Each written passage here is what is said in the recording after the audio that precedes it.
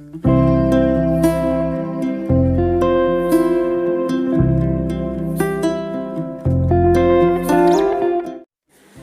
Friends, welcome back to my channel. ഇന്ന് തമ്പനയിൽ കണ്ടപ്പോൾ തന്നെ എല്ലാവർക്കും മനസ്സിലായിട്ടുണ്ടാവും നമ്മൾ കിറ്റിലെ കടലയാണ് ഇന്നത്തെ ഇവിടുത്തെ താരമെന്ന്.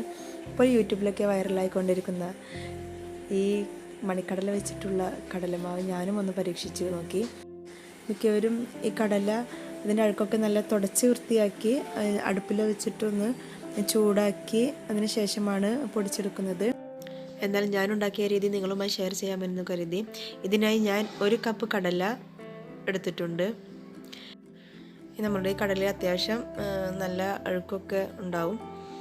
അപ്പോൾ ഞാനത് നല്ല രീതിയിൽ 2-3 പ്രാവശ്യം നല്ല വെള്ളത്തിൽ കഴുകിയെടുത്തു. അതിനുശേഷം ഞാൻ ഈ കടല വെയിലത്ത് വെച്ചിട്ട് ഒന്ന് ഉണക്കിയെടുത്തു. അത്യാവശ്യം നല്ല വെയിൽ തന്നെ ഒന്നുണ്ടായിരുന്നു.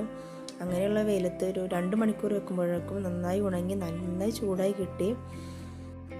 അങ്ങനെ വെയിലത്തുനിന്ന് എടുത്ത ഉടനെ തന്നെ ഞാനത് മിക്സിയുടെ ചെറിയ ജാറിലിട്ടിട്ട് പൊടിച്ചെടുത്തു. ചിലർക്ക് അവരുടെ ചെറിയ ജാറിലിട്ടാൽ ഇത് പൊടിഞ്ഞു കിട്ടുന്നില്ല എന്ന് കേട്ടു.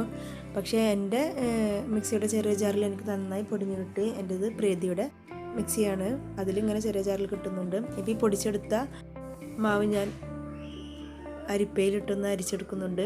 ഈ അരിപ്പയിൽ ഏറ്റവും ചെറിയ ഹോൾസുള്ള അരിപ്പയിലിട്ട് അരിക്കാൻ ശ്രദ്ധിക്കുക.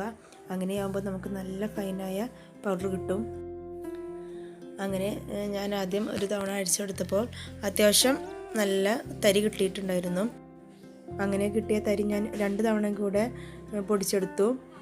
അങ്ങനെ പൊടിച്ചെടുത്തതിന് ശേഷം അരിച്ചെടുത്ത് കിട്ടിയ കടലമാവാണിത്. അതിൽ നിന്ന് കിട്ടിയ തരിയാണിത്. നല്ല ഫൈൻ പൗഡർ തന്നെ നമുക്ക് കിട്ടിയിട്ടുണ്ട്. കടലിൽ നിന്നൊക്കെ വാങ്ങുന്ന അങ്ങനത്തെ ആ ഒരു യെല്ലോയിഷ് കളറിൽ തന്നെ നമുക്ക് കിട്ടിയിട്ടുണ്ട്.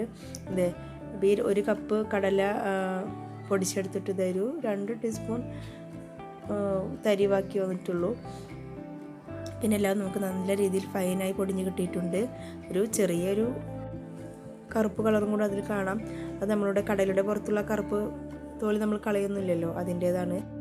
അതുകൊണ്ടെന്ന് വെച്ചാൽ നമ്മുടെ കടലമാവ് ഉപയോഗിക്കുമ്പോൾ പ്രോബ്ലം ഒന്നും അങ്ങനെ നമ്മുടെ മണിക്കടല ഉപയോഗിച്ചുള്ള കടലമാവ് ഇവിടെ റെഡി ആയിട്ടുണ്ട്. അപ്പോൾ നിങ്ങളെല്ലാവരും നിങ്ങളുടെ കടല ഉപയോഗിച്ച് ഇതുപോലെ ഒന്ന് കടലമാവ് ഉണ്ടാക്കാൻ ട്രൈ ചെയ്ത് നോക്കി നിങ്ങളുടെ ഫീഡ്ബാക്ക് കമൻറ്റായി അറിയിക്കണം. അതുപോലെ തന്നെ നിങ്ങളുടെ ഫ്രണ്ട്സ് ആൻഡ് ഫാമിലിക്ക് ഷെയർ ചെയ്യാനും മറക്കരുത്.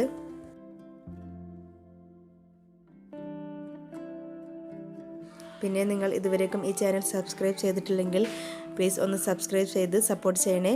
അപ്പോൾ പുതിയൊരു റെസിപ്പിയുമായി അടുത്ത വീഡിയോയിൽ വീണ്ടും കാണാം. അതുവരേക്കും ബൈ.